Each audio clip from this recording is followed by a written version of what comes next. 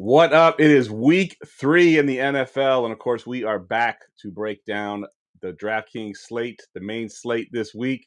There is a ton of value at quarterback, but do we want to actually play these guys? We'll talk about it. Stay tuned.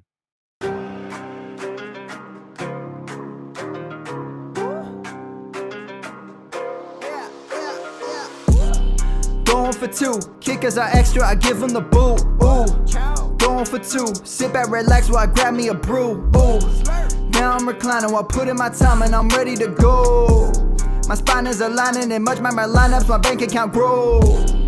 I am so rich, but knowledge is all that I'm leaving it with. Ooh, listen to this, multiple options, how far can I get? Ooh, DFS Dynasty redraft tonight, I'm not finishing last.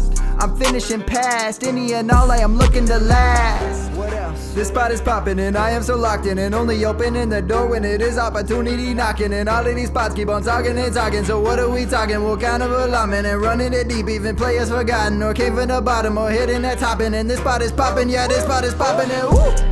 This is the armchair, yeah. Put up your arms, yeah. Sound the alarm, yeah. Woo! What is going on, and welcome to episode 431 of the Armchair Fantasy Show. I am your host, of course, Geoff Lambert. You can follow me on Twitter at JeffLambert77. Of course, we're on all major podcast networks. You can also find us over at goingfor2.com. I'm here with my two co-hosts tonight. First up, we got Tim. What's up, man? Hey, Geoff, I'm doing good. Coming off a good week with the stash, so I'm going to keep it going with week 3. Good stuff. And then we have G, who doesn't have video currently, but we do have him in audio. What's up, G? What's up? How you guys doing?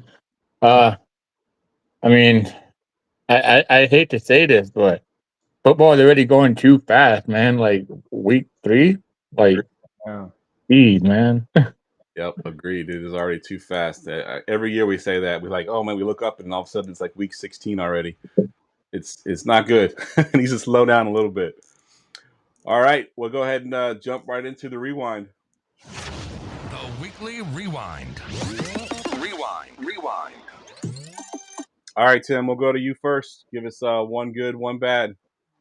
Yeah, so my one good was Jamar Chase. I had him basically everywhere. He was my number one player last week. Well, I guess I'll talk about that here in a second, because my lock of the week was Chase Brown, who didn't do so well for me.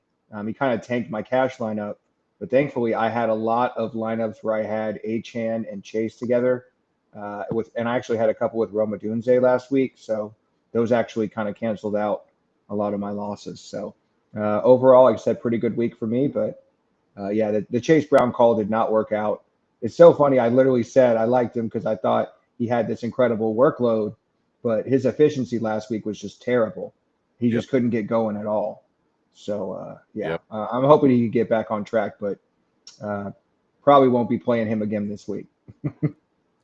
I unfortunately did not have a good week. My cash lineup was trash thanks to a last-minute switch to Joe Burrow as my quarterback. Ooh. I shouldn't have done that because then, of course, he went out there and got hurt. I also had Chase Brown on my lineup. However, my one good was Puka Nacua, my lock of the week. Actually ran a touchdown and lost touchdown. So we'll take it however we can get it. But Puka had a really good game. My one bad is I was probably a little bit too heavily bought into the Travis Hunter thing after his first week of getting 30% almost of the target share. He barely got targeted at all in this game, and they really didn't put up any points. So Travis Hunter was kind of my one bad. G, what about you? What's your one good, one bad? My one good was Dak Prescott. I kind of mentioned him at 5.9. Like, he was mid-range price. I mean, I said this. Like I said, the defense I'm gonna be looking for is the Dallas Cowboys defense. See how it does. And it's like what's his name? Dennis Green. They are who we thought they were, and we let them off the hook. We knew the Cowboys defense was like this. And honestly, well, of course, nobody could have seen 450 yards and how many touchdowns he threw from Russell Wilson. But that game was very entertaining. I won a lot of money on DraftKings and Prize Pick because of that game. I mean, underdog. My bad, underdog.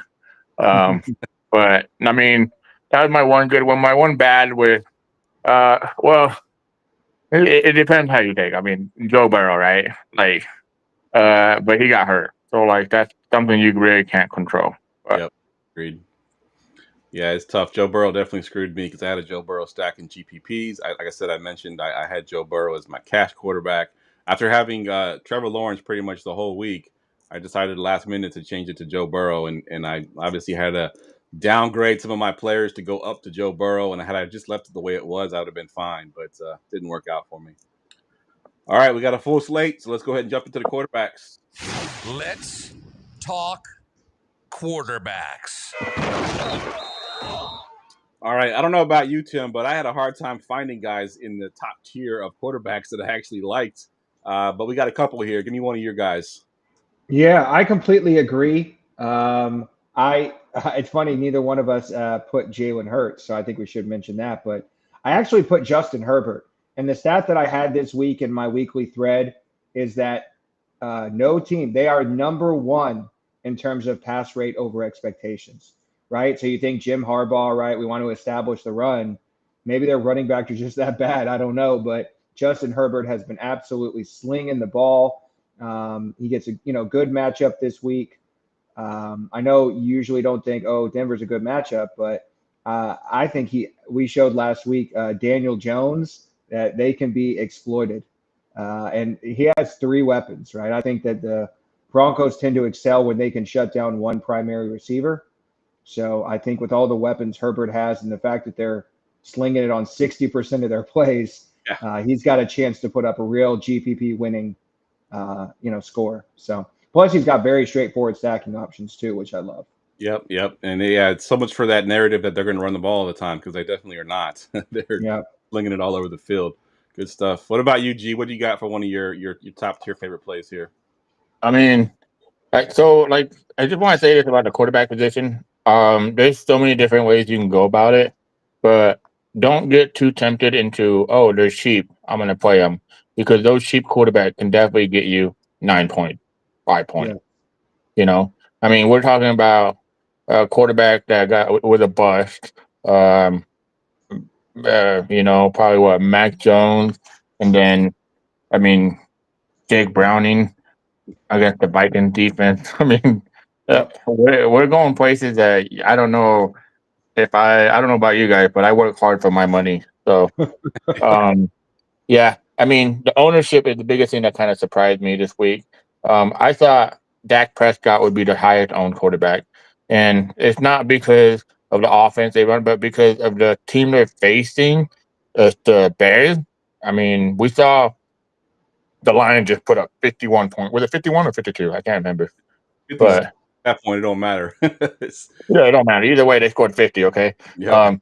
But Dak has graded out as the second best quarterback, according to Pro Football Focus, and that's behind Stafford. I mean, not impressive, but if you really look at it, Javonte Williams, I mean, they scored a lot of rushing touchdowns, and that taken away production from Dak Prescott. If he can get a couple touchdowns, kind of his way, and then basically he's throwing good. He looks good. I mean, the offensive line's holding him up and everything. So he has a weapon, and you're facing a defense that just lost Jalen Johnson for the season with a groin.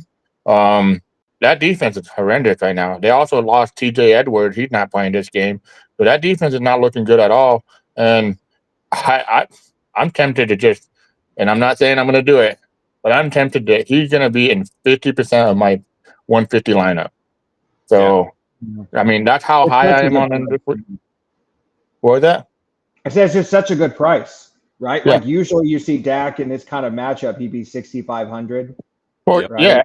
I was thinking 6,800. I was like, all right. So least, right? When something about me, I don't look at DraftKings prices until I start I look at the matchup, I look at my research and everything. And I'm like, all right, let's see what the prices are. I'm like, holy crap, 5.9K, sign me up. Yeah. That's you really got to think about it. Like, people don't think about it, but quarterback is a valuable position, obviously, but they don't think about it. Like, when you compare like a 5.9K to a 5.9K wide receiver, that's like, holy crap, it's a different value in a different position, right? But just the matchup, the game environment, I'm telling you right now, this is going to be the highest game ownership you're going to find of all the games. I mean, it has over 51.5 implied total. So I don't know if the market moved yet, but I'm going to have a lot of exposure to that game. I think the highest owned quarterback is on the other side, though. Yep. Yeah, you're right. It's Caleb Williams, and we'll talk about it in a minute. I'll talk about the one guy that if I'm going to pay up, which I don't know if I'm going to pay up, I'm going to kind of stay in that mid range. The Dak Prescott, Justin Herbert, and then the other guy I'm going to mention. But the pay up option that I like this week is Baker Mayfield, third highest priced quarterback on the slate. He gets a Jets team that is supposed to be a good defense, but they haven't been so far this year. So if they continue playing that way, I think Baker can exploit them. I do want to pay attention to the Mbuka news, make sure he plays. Yeah. I think he's a very important piece of that offense.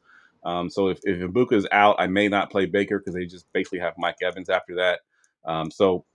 But Baker at 6.6 seems way too cheap, and he's been balling, right? I mean, we've seen some moxie from Baker this year, so it's fun to watch. And at 6.6, I think he's a pretty good price tag. Tim, you have the other side of that Dak Prescott matchup there. He's the highest owned quarterback, Caleb Williams. Talk about him a little bit. Yeah, I think there's a lot of things that go in, his favor. Obviously, he gets the home matchup. The Cowboys have been almost as bad as the Bears on defense. Like they're basically it's the Dolphins and then it's the Bears and the Cowboys. So it's pretty equally bad on their side. And I think the one thing that Caleb actually has on his side, well, two things. One, I think he's been running more than Dak. So he gives you a little bit more there with his legs. But I also think that Javonte Williams has been better than anybody predicted. And there's a real good chance that he snipes two touchdowns in the red zone. And Dak may have 300 yards passing, but don't you put that evil on me, Ricky Bobby. So anyway, I just think that the running game is better in Dallas. So they're more likely to steal those touchdowns. But I think either way, you can't go wrong. 5,900, 5,600, best game of the week. It's just too tempting. And like Gerson said, if you're not doing a majority of your exposure here, I don't know what you're doing. All right. I'll mention the one last guy I had in his favorite tier, Drake May versus Pittsburgh at 5.3. Pittsburgh defenses look bad too. I mean, they've been passed on, they've been run on. They're supposed to be one of the top defenses. I think they're the highest paid defense in the NFL. So weird, dude. It's so weird. It's very weird. But Drake May has been balling. I think he's averaging like 7 per game. But yeah, the Steelers have the 6th worst pass defenses DVOA. So yeah, Drake May have been doing some good. And all their best players are out. Right. Or a lot of them are. So Joey Porter's out, Deshaun Elliott's out, Alex Highsmith's out. Yeah. So that defense even is bad, but it's even worse than usual. 100%. All right, let's move down into the value tier where we have a plethora of many quarterbacks that you could just close your eyes and pick one. But you do have one guy on there, Tim, that's not a backup quarterback, actually starting. He's been playing pretty well. I do. I got to give props because this is a guy that I wanted almost none of coming into the season in best ball, and that's Daniel Jones, a.k.a. Danny Dimes. Week 1, I was like, okay, he did it against a bad team, but last week he kind of balled out against the Broncos and kind of gave a game plan for, how to play that team, which I'm not sure thought he had in him. So, he's got great pieces around him, which I think is really what helps. He has a much better line than he had when he was in New York, but he's kind of balling. And at 5,400, I think everybody's going to be paying all the way down or paying for Dak and Caleb. So I think, on a normal week, right, where we didn't have a 4K quarterback, he would probably be the 2nd or 3rd highest quarterback, right? But in this week, he's going to end up 5 or 6, and I think there's too much value there to ignore. Agreed. Yeah, we talked about this on the Wednesday show, but our friend Ryan McDowell put a tweet out. The only QBs to finish as a QB1 in both week 1 and week 2 are Lamar Jackson, Patrick Mahomes, and Daniel Jones. It's crazy to think that he's a QB1 2 weeks with those two guys mentioned as well. So yeah, he's been doing good things. I'll go next here because I'll talk about my favorite of the 4K quarterbacks, the cheap quarterbacks. And that's Carson Wentz playing for the Vikings now. I know Tim doesn't like that pick, but at 4K against a bad Cincinnati defense, and we talk about the weapons that they have for McCarthy. Weapons are still there, right? They still have Jay Jettis. They still have T.J. Hawkinson. Jordan Mason is going to be a popular pick as well. Mm-hmm. I think Wentz, as far as the quarterbacks that you can play this week, I think has some pretty good upside at 4K, and the best weapons probably of all of them, except for maybe Browning. Browning's also in that mix as well. Of course, he's got Jamar Chase, T. Higgins, but I like Wentz a lot at the 4K price point. What about you, Gerson? What do you got for your values? So I don't. So one of the guys I didn't want to go all the way down to, but it's just basically, I talked to Geoff about it before the show, but I'm still interested in Mac Jones. I mean, Mac Jones. We talked about him last week. We were kind of skeptic about it, but I mean, why do we doubt Shanahan, right? Shanahan is one of the smartest offensive minded coach. We should have seen it coming, right? But most of those came from touchdowns, right? A lot of his points. And I'm very excited to play him this week because he faces a Cardinals team that's depleted at cornerback. And Juwan Jennings looked great. Pearsall looked pretty decent. Shout out to Pearsall. You hit your value on props by a yard.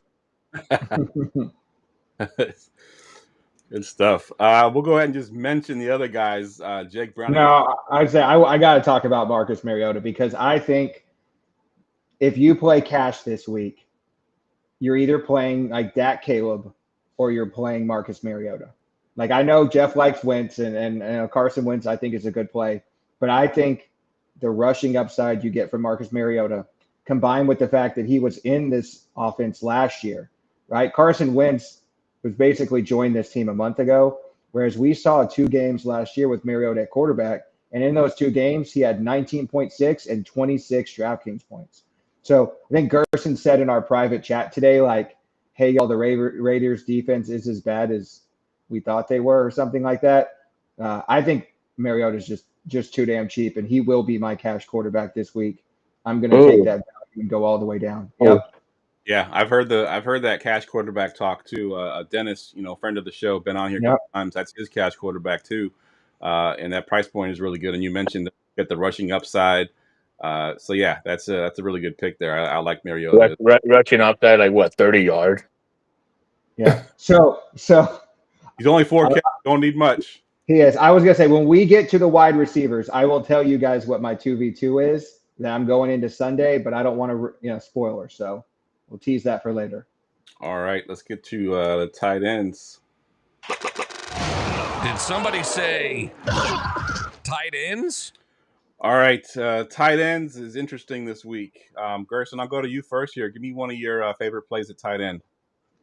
So with tight end, my biggest thing is injury.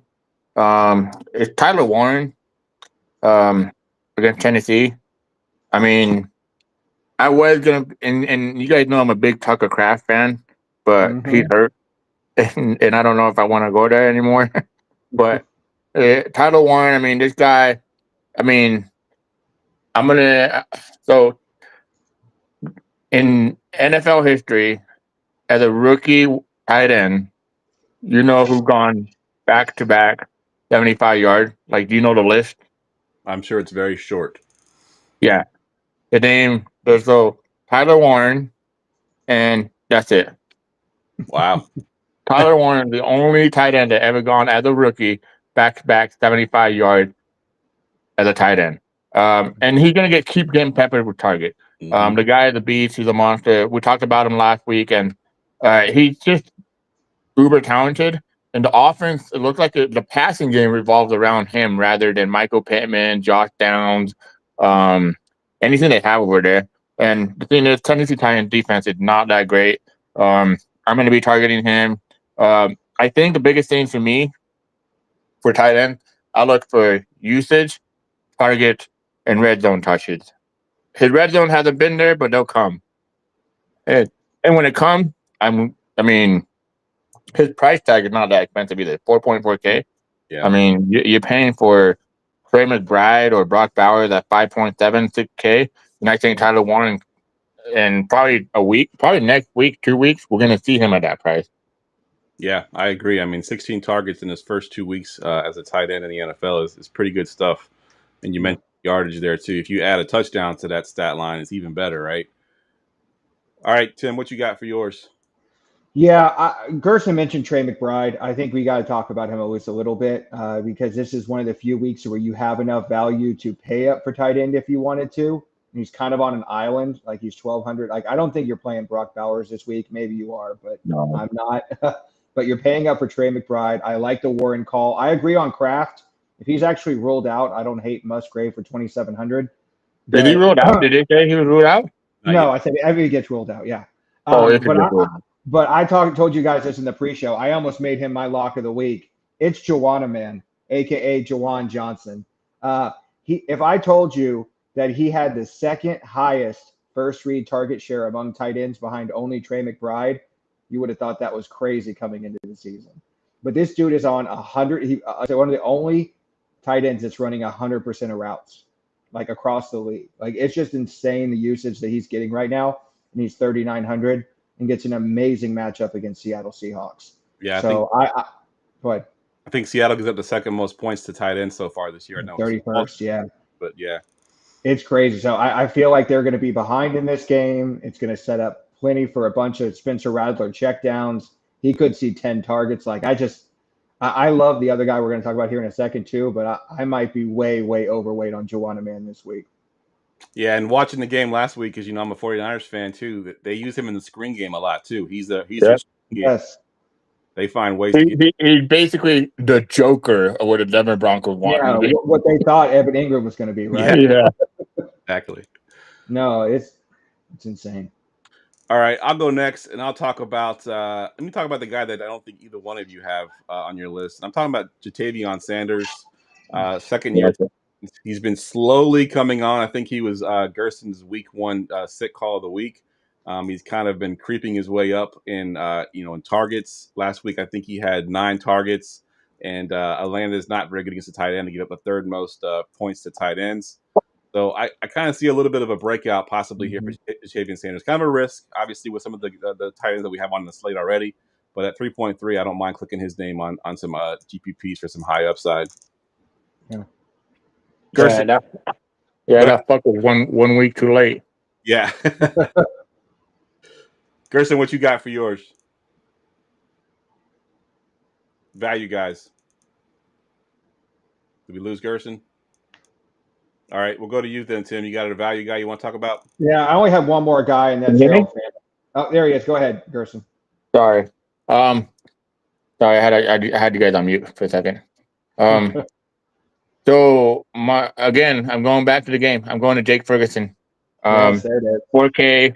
That's a pretty decent price for a guy that's probably going to get at least 8 targets as a tight end, especially in this game environment against the Chicago Bears.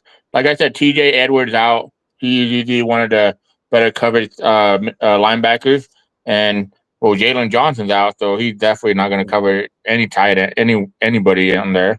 But he's heavily owned, so you have to be aware of ownership. To me, the position that I like to be different at is tight end and defense. But this week, I don't think it matters for me. With Ferguson and that offense, I mean, we have a 50.5, 50.5 implied total. I can see Ferguson getting 8 targets. I mean, if he lands in the touchdown, if he gets a touchdown, he's hitting value right away. Because he's going to get the reception, and he's going to get the yards. But if he gets that touchdown, which he could, and that's with every tight end, right, that we basically call out. But it's part of like one of the like targets I want to do in my stacks, Yeah. But it's just the game environment. That game environment can be awesome. It's crazy though because I'm pretty sure we're gonna mention it. The biggest totals of the game, and it kind of sucks to say this. NFL, you guys are gonna figure this shit out. Like 3 games, the highest scoring games are the afternoon game, and there's like 3 games. I'm like, dude, like, so you're gonna you guys are basically gonna tease us like we're going to prom, and then we're gonna get laid later on. Yeah, don't even look at your lineups till 3:00. Like, it's not even worth it. Right, exactly. I'll just add one more thing to the Jake Ferguson thing. Go ahead. So there's a stat that I like that they have on Roto Grinders called opto percentage. So basically, what percentage this guy is going to be in the optimal lineup. Number 1 is Trey McBride, and number 2 is Jake Ferguson. Like Yeah, like Gerson said, that game environment is just sets up to where, he doesn't even need much to get there. agreed. And he's the number one guy. Yeah, looking at ownership, Tyler Warren's got the top spot. Trey McBride, Jake Ferguson's at the 3, and then the other guy we haven't mentioned yet, Harold Fannin for Green Bay at 3.6 is the 4th highest owned, and that pretty much rounds out all the tight ends there. Let's go ahead and jump into running backs. It's time for running backs. Running backs. Lock it in. Tim. So why am I paying down to Marcus Mariota this week? Because I want to play my boy Bijan, depending on your persuasion, Robinson. All right. This guy is the truth. Gerson told us all last season that he was going to break out. He was going to break out.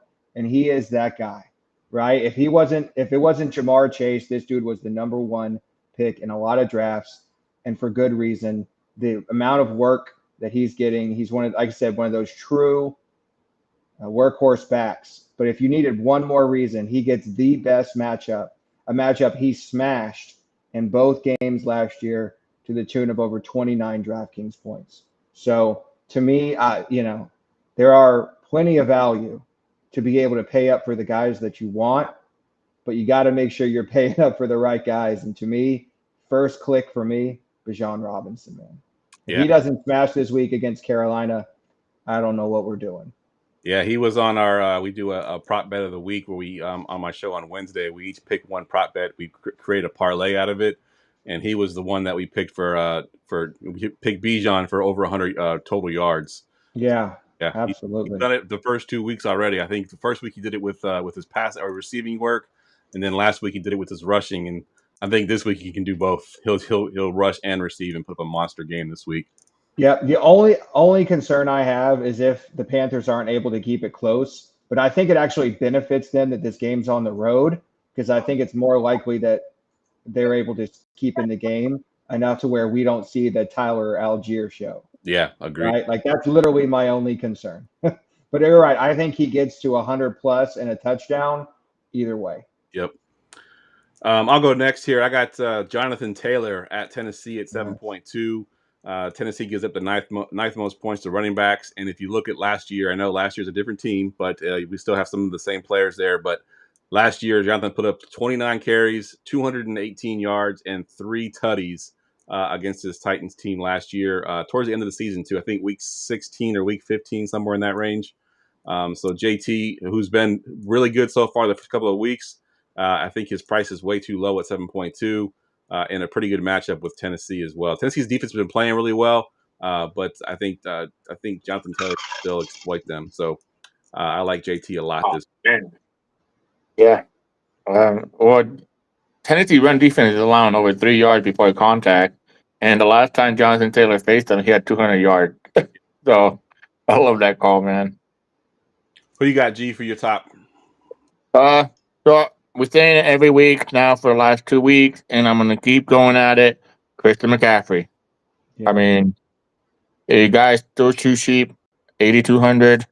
I mean, you're getting to the point with Christian McCaffrey where you're like, oh, he's not that cheap anymore. But he really still is cheap. The game revolves around him. I think last week, the Saints defense, they basically had 2 guys on him at all times. And they did a pretty good job to not letting Christian McCaffrey break out like a 35-point game, But I think this week, I don't think there's any way you're going to stop him. I think the game environment is going to matter. Going to be good for him. The Cardinals pass defense, the cornerbacks are hurting. They have a couple questionable on the defensive side, and the game's going to keep revolving around him. And for 8,200, I'm telling you this, we might regret it. Like we're looking at that Cowboy game, right? And we're trying to fit CMC. It's kind of hard to, but there is a way you can fit him. I mean, you can go with the secondary stack, which is like the cheaper players that are in that game environment, and then put CMC in there. But we tend to forget who CMC is. Like I don't, because I keep playing him and he keep making me money. But I love CMC at 8.2K. I love the Taylor call though, because that's $1,000 cheaper. and I think that's a great pivot. But the ownership, they are the top 3 running backs. So both of those guys are top 3 running back. Um, can I mention? Can I just talk about my next running back up Yep. there? Go ahead. So this is a pivot. Okay, I don't know how we forget that Saquon Barkley basically Yes. owned the Rams. There we go. Owned the Rams, and his ownership is like what, like like 10%. Let me see. I can. And Yeah. I mean, we got He's Jordan. like the 10th running back. Like, it's Yeah. insane. So it's ridiculous, and he's actually 7.8K. So I think like there's pivot to these running backs, right? And Saquon Barkley has ran over the Rams. I mean, they basically are they're gonna do the same thing. Nothing changes. I mean, the defense for the Rams is pretty much the same. They're still a young Ram team. I mean, the offense for the Eagles is still the same kind of offense. I mean, we saw it last week. Chris Young got pissed off. He said, "Oh, they ran the same freaking plays 7 times." They're not going to change their way to winning. If they win a Super Bowl like that, why change it? Yep. And Saquon Barkley, it's interesting to see him at that ownership. And if he has a big game, and then all those top tier running backs don't do great, I don't know, man. Yeah, he's the 11th most owned running back currently, behind Bucky Irving and Jalen Warren. That's just insane. I agree. I'll go next here. I'm gonna take Kenneth Walker, who Tim had at one point as his lock of the week versus New Orleans at 5.8. We saw Kenneth Walker kind of get back to form last week after a bad week 1. We know Zach Charbonnet's already pretty much ruled out. I think he listed as doubtful, but he's not going to play. It's going to be the Kenneth Walker show. The Saints are one of the worst teams against the run right now, so I think Kenneth Walker has a huge game here. And we saw last year, too. He hasn't been used much this year, but we saw last year that he can catch passes out of the backfield. And with no Charbonnet out back there to take those catches away, he'll get them this week. So I think Charbs is a pretty sneaky little play at 5.8 that you can fit in there into your lineups. I think if you look just purely at the stats, he's a great play. But I also think that there's something like mental here where he's going to, y'all should have had me starting in the first place, right? Yeah. Like, I just think he's just going to absolutely smash in this game. The one other stat I had on Kenneth Walker is he's second to only Derrick Henry in terms of fantasy points in games that they are leading. He basically gets like 79% more fantasy points in games where they're ahead, right? Particularly when they're favored by 7 or more, which they are here. So it's he's going to get 20 touches at 5,800. Agreed. The other guy, I guess I'll go next because I was going to say all week, I think the first plug and play player of this season is Jordan Mason. And I think with Kenneth Walker today, that's why I love doing a Friday show. Y'all hear me say it all the time. It's the first time you really have to think like, do I want to play Walker? Do I want to play Mason? Do I want to play both of those guys? There are so many running back plays this week.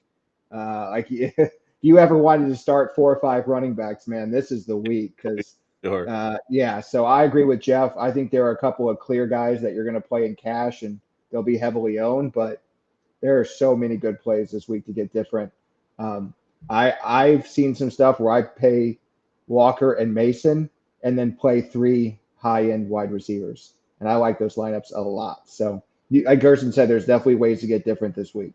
Yeah. And I was just looking to see, with Charbonnet out, George Holani is their backup running back. And from that sheet, he has 3 total carries in his career. 3 total. He's a kick returner currently. So, yeah, he's not going to steal many touches from Kenneth Walker for sure.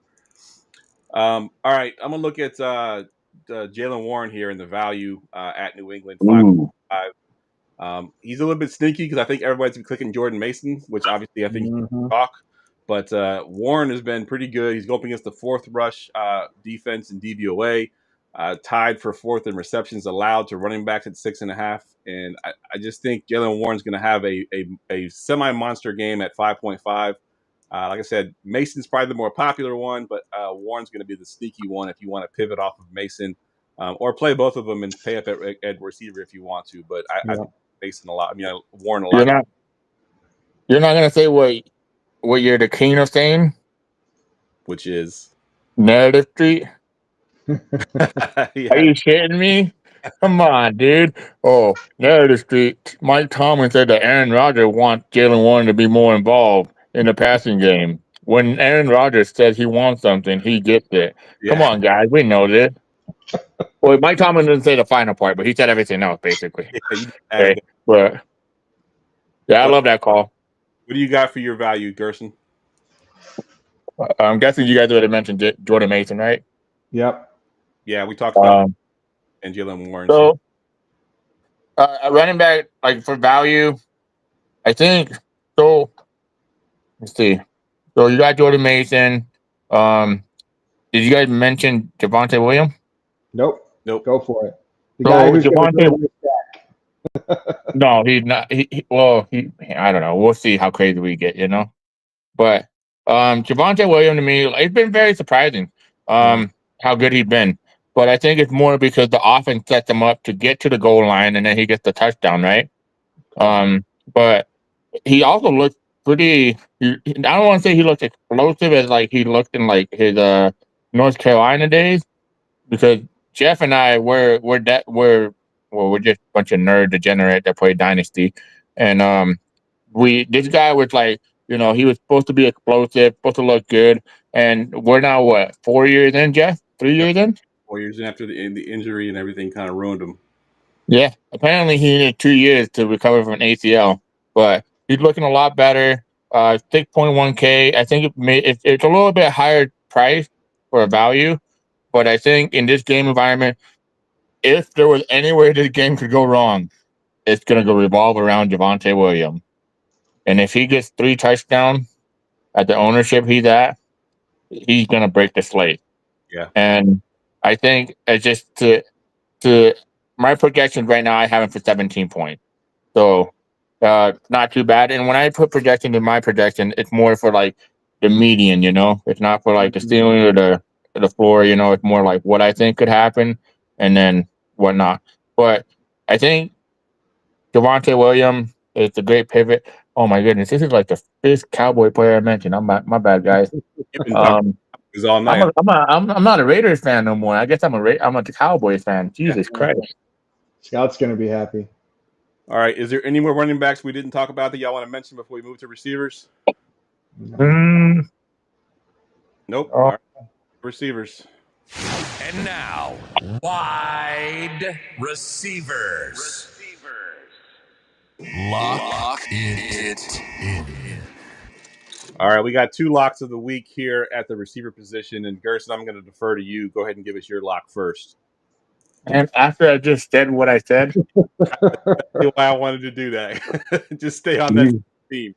you don't need Scooby Doo to solve this mystery, but I'm going to CD Lamb. CD Lamb. I mean, the Bears. They're down Jalen Johnson, and they struggle the worst first. They run man to man a lot, and they struggle the worst against. And CD Lamb's just gonna eat them. I mean, it's gonna be lamb chops all day, man. That guy's gonna get in the touchdowns, and I'm excited, man. Like, I can't wait to watch this game. And CD, he takes a lot of stuff like personal, and I mean, that week 1, it didn't look so good on him. Week 2, it was an average game. It's good, but I think this is. And he is priced up there. It ain't cheap. It's 8.K. We're talking about CMC price. So it's a pivot that you got to do. But the targets that he's going to get, the game environment he's in, it sets up perfect for him. I'm feeling the Jamar Chase vibe of last week with CD Lamb this week. And unlike Jamar Chase, he actually has a quarterback that can throw him the damn ball, And he actually has a the Bengals don't have a defense either. So he has a defense that doesn't cover very well either. And I think if he's obviously my locker of the week, I'm probably gonna have probably 70 to 60% exposure to him, and I'm gonna try to get him in every roster I can until it's gonna be gross. Like, honestly, I'm gonna be sweating so much on Sunday, and it sucks because it's the night. It's like the late game, so you're gonna be like, oh my goodness, let's see how the rest of my. Well, actually, if you do the Cowboys and Bears stack and all that, you're gonna be like, all right, let's see how one of my players look. All right, so let me hit the drop again. Lock it in. All right, I mentioned it last week, but I think he's becoming my new copy paste. If you've watched the show for a while, Keenan Allen was copy paste for a while. We just copy paste him to every sheet. Well, my new copy paste is JSN, Jackson Smith and Jigba. He is my lock of the week. He is also the top FTN matchup of the week, which we know I like to look at a lot. And he's had at least 8 targets in both games, over 100 yards in both games, but he has yet to score a touchdown. I think this is the game where he gets the 100 yards, gets the touchdown, and really pays off that 6.5 salary there. Gets a good matchup with the Saints at home. So I think JSN is going to have a monster game this week. So he is my lock of the week. And I'll tell you guys, if you don't follow Geoff in the offseason, Geoff was saying that JSN was a top 10 receiver before anybody else. Like he's been holding him down for a while. So I'm glad to see that. Yep, absolutely. All right, Tim, we're going to go to you next. I got a drop for you too. We fly, no lie, you know it's rise outside. So Geoff got let down a little bit by Nico Collins, but this is the bounce back week. Not only did he get 3 end zone targets that he failed to convert last week, but he gets his favorite matchup against the Jacksonville Jaguars, who he torches every time he plays them. So, you get the narrative, you get the matchup. And I said earlier, I wanted to pay down at running back so I could pay up for multiple wide receivers. You got Gerson's lock of the week. You got Geoff's lock of the week. Round that out with Nico, Ballins, Collins, and you got the wide receiver trio that will take you to the promised land. Love it. I love it. And Garrett's in the chat. I hadn't seen Garrett in the chat in a little bit. So Garrett, good to see you, man. Who that? Sure, man. I hope Nico does kind of break out here. I've been a little disappointed. I got a lot of exposure to him in my dynasty leagues too, and it's been tough lately to watch him. But this will be the matchup for sure that he can break out. Garrett heard me say that Joanna Man was almost my lock of the week, so he had to hop in with the who dat in chat. Yes, sir. All right, I'm gonna go one more time here because I got a bunch that I want to put in here, but I'm gonna talk about Jay Jettis, Justin Jefferson. You were never going to get him cheaper than 7.5. This is probably his cheapest he's ever been. He's been struggling a little bit. Not really him, but more of his quarterback. He gets Carson Wentz this week, who we know will hyper target his top receiver, which in this case, of course, is Justin Jefferson. And I just think at 7.5 in a game that's not going to have a ton of defense for the Cincinnati side, I think Jettis has a monster game here. I'm going to go out on a limb and say he gets two tutties this week. From Wentz. So at 7.5, I love Jay Jettis. Gerson, what you got for another one of your top guys? So I think for like basically the value, it's the mid tier, but Juwan Jennings at 5K was very surprising for me. I thought he'd be higher price, and that price right there is Mac Jones was targeting him, and they even set up plays just basically for him. I mean, at the end of the game, I'm pretty sure Geoff. Oh, I don't know if Geoff. I mean, he's a pretty busy guy, but basically, at the end of the game, they set up a play for him to get the first down, and it was crucial because the Saints were going to get the ball, and they did kind of like a slant route, and he barely missed it, but you could tell the play was designed for him, because he was hot. And at 5K, I mean, you only need 15 points from him. And I think he can get 20 points. So, actually, I don't want to say that I said that, but yeah. Yeah, I mean, Juwan Jennings at that price range. Again, the Cardinals are hurting on defensive back. Like, they're hurting pretty bad right now. I mean, they basically have practice players. They have players they signed. I mean, I don't know how we are. Like, ownership is only, I think, let's see, 11% on him. But on Juwan, yeah, I thought it'd be higher, but that was surprising for me. But I'll take it. He's going to be one of my mid-tier plays that I'm going to have a lot of exposure to. The other one I didn't want to mention because I already mentioned the whole Cowboy game, so I'm good. Okay, fair enough. Tim, you got anybody else you want to mention? I mean, we didn't touch on Puka, and I think you gotta talk about him. I think if you're not playing CeeDee Lamb, you're playing Puka. He kind of broke. So one of the charts I post every week is the yards per route run versus targets. And it's like Jason and Puka up in the corner, and nobody else is even in the same quadrant. Like the volume, the efficiency. I'm going to have a lot of Puka. He gets a much better matchup against the Eagles. So I think that's how they're going to try and move the ball. So he's going to be very popular, but I think for very good reason. I love it. I'll just mention the last two guys I got. I got Deebo Samuel at 6.1 because the Commanders are going to have to find creative ways to run the ball. They've been struggling there, so I think Deebo gets some more carries this week. They throw more bubble screens to him at 6.1. I think he can pay off. And Drake London is my other guy who's been getting a ton of targets. Had an injury scare, but he looked fine last week at 6K against Carolina. Also another good play. And then you got Garrett Wilson, Tim, at 6.2. All right, let's move down into the value tier, Tim. And what you got for one of your values? Yeah, I won't make Gerson talk about another person from that game, so I'll take the freebie here and go with Roma Dunze. First of all, you guys know how much I hate talking about a bear, just in general. But I mean, this guy is legit the wide receiver one for the Bears right now. He's running the most routes, getting the most targets. He's got the 33% first read target share, and he's 5,300. Right, these are stats you see from a guy like JSN who's 6,500. Right, or at least Garrett Wilson 6,200, and he's 5,300. Like, it's just too cheap. I think he's a stone cold lock, particularly in cash.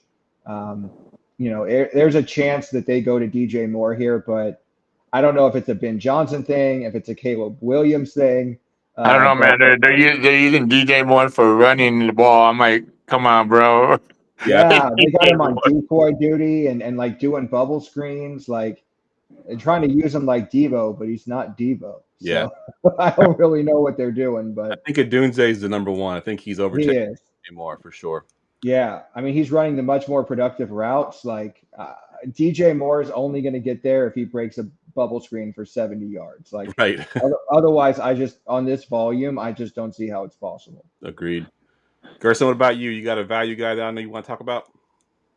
I guess for value to me, I mean, I didn't know we were already on that. So, I mean, I had Juwan Jennings, so, yeah. But, it just, hold on. Can you get back to me for a second? Yep. I'll go next, and I'll talk about the former copy paste. Yes. Keenan Allen is also on my sheet at 4.7. Kind of turning back the clock here, right? He had 10 targets in week 1. He had 7 targets last week. Scored a touchdown in both games, which is not like Keenan Allen. Usually he's not a big touchdown scorer, but turning back the clock, Keenan Allen at 4.7 and a matchup versus Denver. I can see them going to Keenan Allen a lot underneath to move the chain. So Keenan Allen's a pretty good value for me this week. I feel like this is the classic DraftKings week 3 Monday night pricing error, right? Because the prices already came out before that 2-game doubleheader on Monday night. I think if he had played on Sunday night, again, he's probably at $500, if not $1,000 more expensive. Agreed. So yeah, if DraftKings messes up, just take advantage of it, right? The info that comes out after the slate's been out, that's where all the value is. That's where you want to attack. And yeah, I think Keenan Allen was just a misprice this week. Agreed. All right, G, you got somebody else you want to talk about? Yeah, sorry about that. So basically it's gonna be Jacoby Myers. He's still getting peppered with target. This could be I get the Geno Smith 3 interception stuff. It's not exciting and whatnot. And honestly, I don't know what Chip Kelly's thinking. I mean, I watched Monday Night Football and I came away with it like I was bored. I was bored of the offense they were running.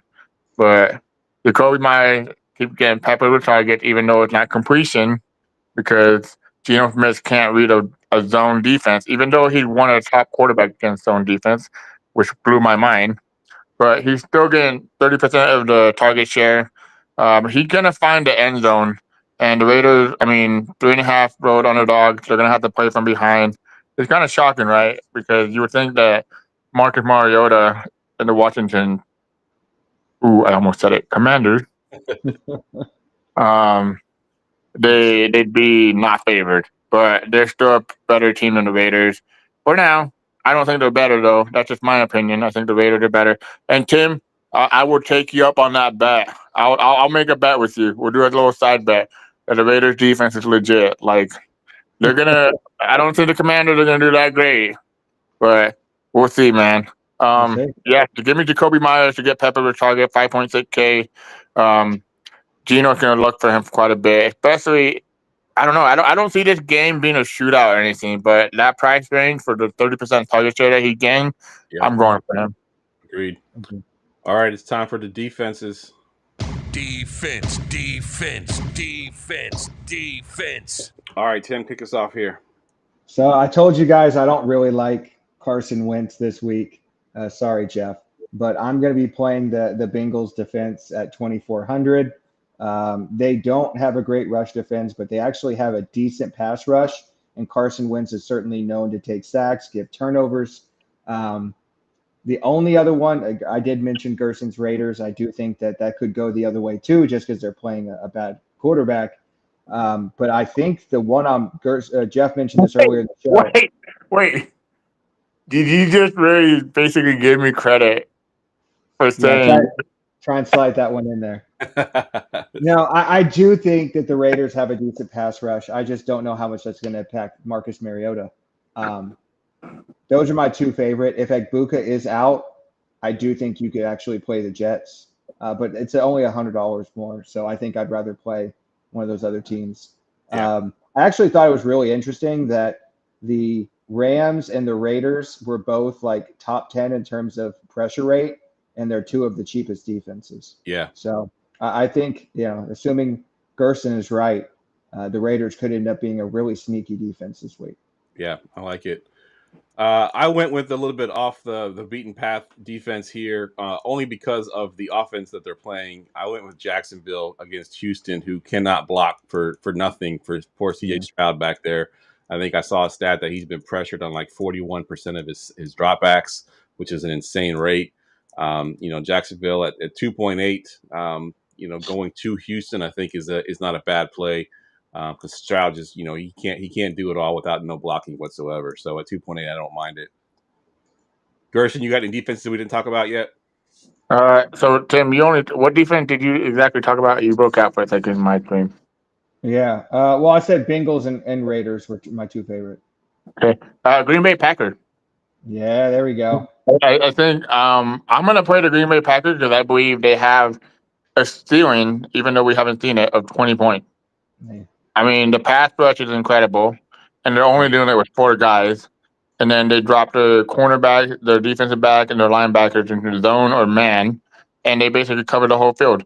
The Lions, we saw them score 51 points. Yeah. It's not a fluke. They won that week flat out. And then they go to the next week, and what do you know? They look good again. And now we're on week 3. And Michael Parsons is only getting healthier and healthier. Yep. Even though it sounds weird, right? Like you would think like he'd get worn out and then you get worse. But the NFL has some good medical stuff.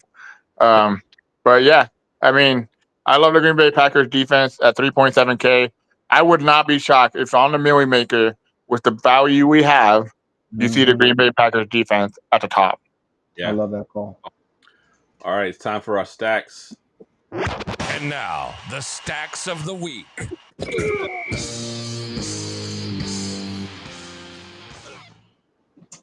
All right, Tim, I'm going to go to you first because I think we already know what Gerson's stack is. No idea. Yeah, I'm going to switch it up a little bit. I had something else here, but I'm going to go in, put my balls on the table here, and say that it is Marcus Mariota week. So I'm going to go with Marcus Mariota to Deebo Samuel and bringing it back with Gerson's boy Jacoby Myers. That's a cheap stack too, man. You can really put that stack. I like it. Yeah, what I tell you, I want to pay up for those wide receivers this week, and obviously my boy Bijan Robinson. Absolutely, that's how you get there. Gerson, the worst kept secret. Give us your stack of the week. You know what? I'm sick of your shit, Tim. Keep bashing the Raiders. See what happened. I am. I'm just tempting fate at this point. I know it. I'm just gonna burn a bunch of money. I'm telling you, dude. Like the Raiders defense is not as bad as you think, but all right. Maybe I'm wrong. Maybe you're right. Maybe you have a half mustache and I have a. I'm kidding. No, my stack of the week is pretty simple.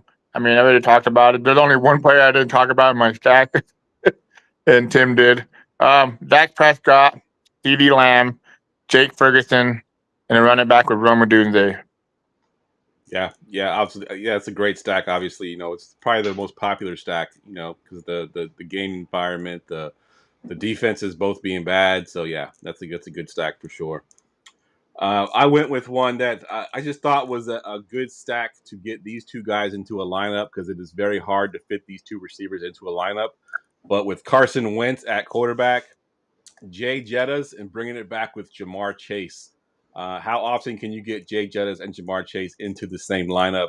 Not very often, but with Wentz, you can afford it.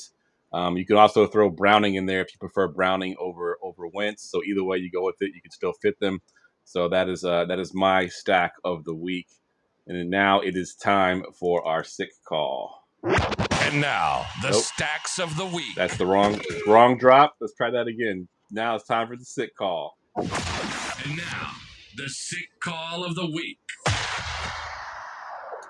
All right, Tim. I like your sick call a lot, actually. I think I will be playing him in more than just one lineup. But go ahead and give me your sick call here.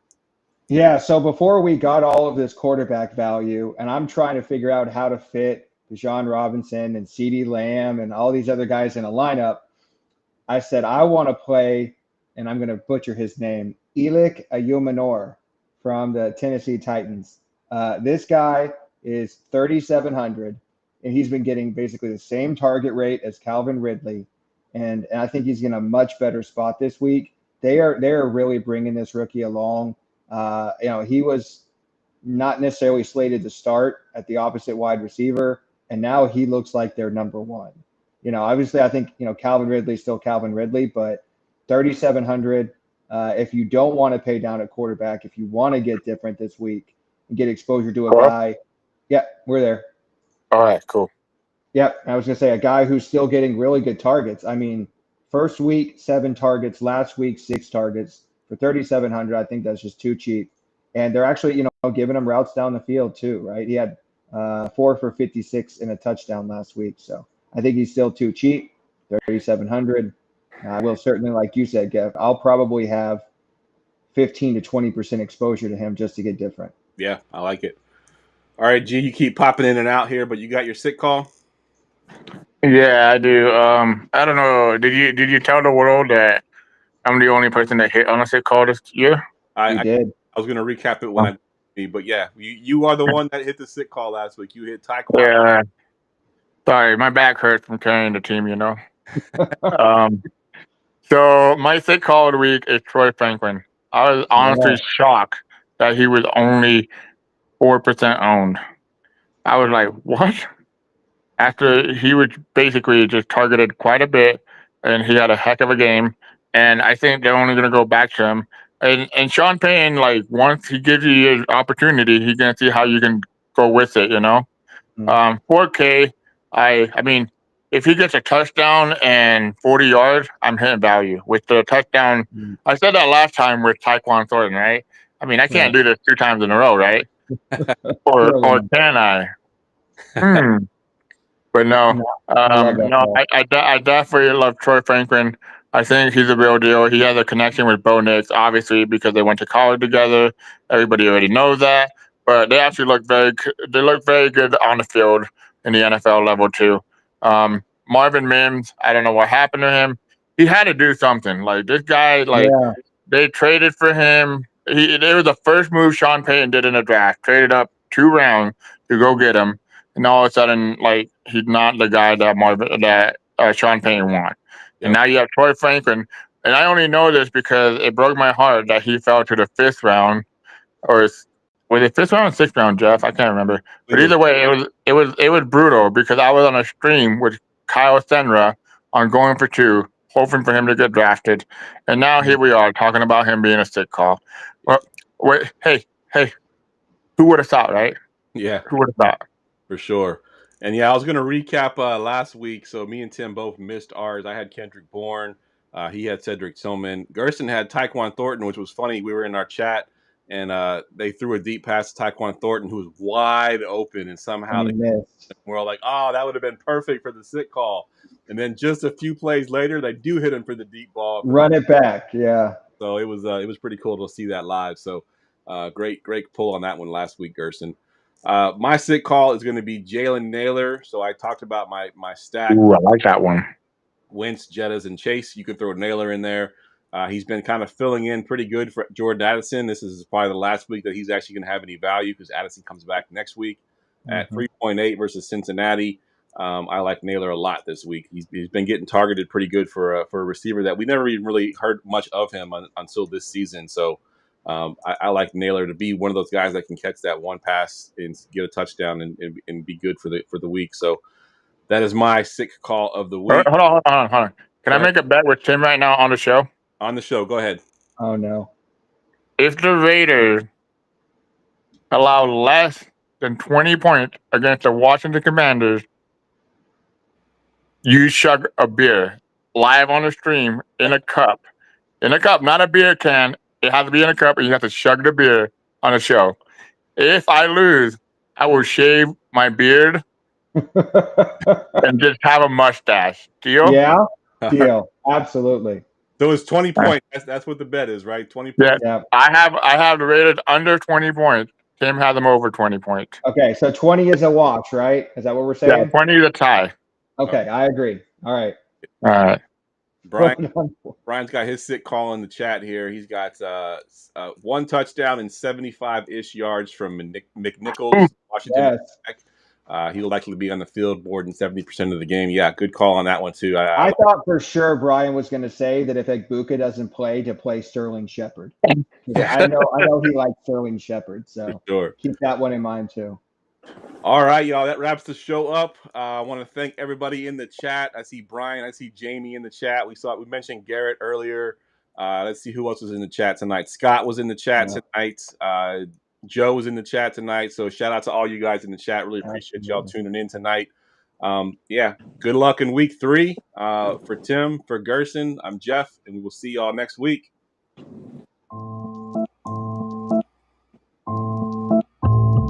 Go, Pack, go!